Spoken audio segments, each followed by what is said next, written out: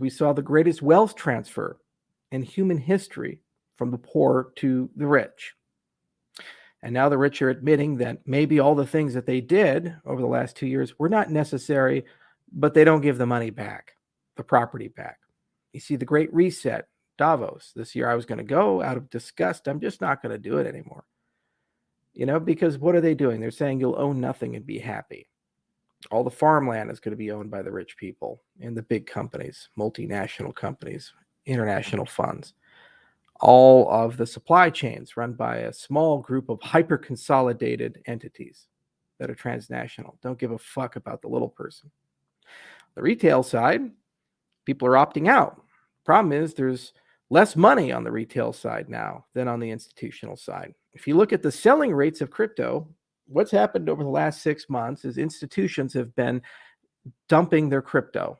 Some, like Saylor and others, are holding on and doing everything in their power to go Team Orange. But most are looking at it as a high risk, high return asset. And in times of recession, reallocate your portfolio. This was always the danger of inviting the Wall Street types in, is that they would just simply treat crypto like any other asset and label it as an exotic high risk one. And when the markets go in not the direction they want, they dump it.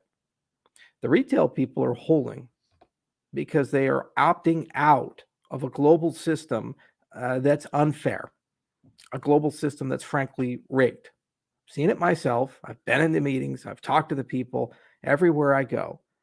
They don't give a fuck about sustainability. They don't care at all in any way, shape, or form about whether you live well. Your standard of living is the same as the standard of living of your parents, your grandparents, your great-grandparents. In fact, quite the opposite. They're trying to prepare the masses to accept a standard of living significantly less than the one that they inherited, the one that they grew up with, the one that their parents grew up with. This is no way to run the world. This is no way to live well. It's because they broke the world money system. And the entire point of cryptocurrencies are to restore some trust, credibility, and stability into the world money system. That's the entire point of the labors of this industry, the research that we do, the reason why we keep picking up shovels and fighting the good fight. Now, there's tons of experiments. Maybe fractional reserve things are not a good idea. Go figure. We've learned this again and again and again from private monies in the 19th century and again and again and again from our banking system. And now the market is again learning the same lessons of before, only this time is pushed by the arrogance of youth as opposed to by a malicious cabal. Maybe it's a good idea to follow deflationary monetary policy, full or over reserve, if one's desire is to create stability. Now, on our part, as an ecosystem and as a community of developers, a community of people building things, we've focused on first principles. Never filed a patent, never pursued intellectual property, never in any way, shape, or form restricted the youth of things or asserted that one or a few should have a control over the many. These are basic principles that we've kept with us since 2015 when the initial parts of the Cardano project were created. And every single day, what's so frustrating to me is we get stronger, yet the markets, because of institutional manipulation, amongst other factors, grow weaker. Today, right now, May 10th, 2022, there are more people using Cardano than ever before. There are more transactions on Cardano than ever before, more smart contracts on Cardano than ever before, more NFTs on Cardano than ever before, more dApps under construction than ever before. Next month, the Vossel hard fork is on schedule, which will bring the greatest performance improvement ever in the history of Cardano, alongside numerous new features for dApp development. This is just one of many events that are going to occur over the next 12 months. In addition to that, things that built entire ecosystems, like algorithmically generated stablecoins. We have JED coming. It's already on testnet. Much better design, I'd argue, than most. and it's a testimony to the hybridization of formal methods, peer review, and good engineering practices and principles. Again, basic principles. If you're building something for everyone and you're building something to last, build it well, even if it takes a little bit more money and a little bit more time. Again and again, I've always said that it's not going to be first to market. It's going to be best to market, and those who exhibit stability and resilience in the bad times that survive. That's why today we're stronger than we've ever been in the history of the project. More people than we've ever had in the history of the project.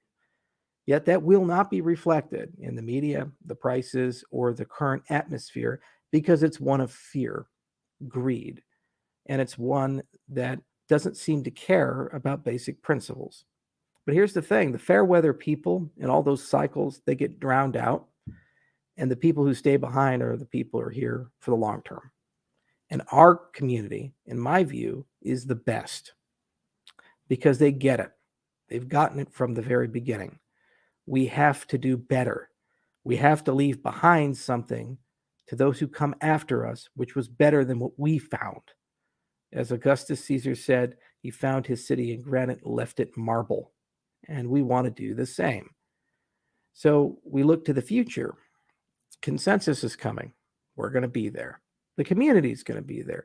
And we're going to show people how strong the ecosystem is. We're going to talk about all the things that are not only just coming, are already here, but are ignored. I hear people say, oh, there's no VCs in Cardano. Well, actually, we have one of the largest around. What is Catalyst? $700 million ready to go, deployed in a responsible manner through funds. You control the community. And every single time a voting round happens, we see more participation, we see more voting, and many of the great projects from NAMI on down receive funding from Catalyst to get started. It's what keeps great companies like DC Spark in our ecosystem and gives them the lifeblood that they need for Fint and Milkomeda and other things. And that's just the beginning. That's going to grow, especially as the voting centers come online. Participation increases.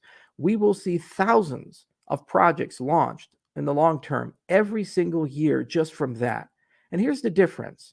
Unlike the VCs of Silicon Valley and elsewhere that are chasing manipulation, bad tokenomics, insider distributions, this is the people's money. It doesn't need these things. So the things that come from it are fair. They're not sexy. They don't get love in the media because no one gets paid in that respect. Despite the fact that technology, social progress, and education are improving. Never has there been a time in human history where we have gained so much from the labors of those who came before us, yet our systems are so inadequate to harness what we've gained. And never has there been a time in human history where we have been so blind to the long-term consequences of what we're doing. We're due for a systems change, and the institutions aren't going to do that for us. They're going to go down with the sinking ship because they simply have no other choice. The point of cryptocurrencies and blockchain technology has always been a different option than the dystopian future that's being offered to us, where we own nothing and will be happy.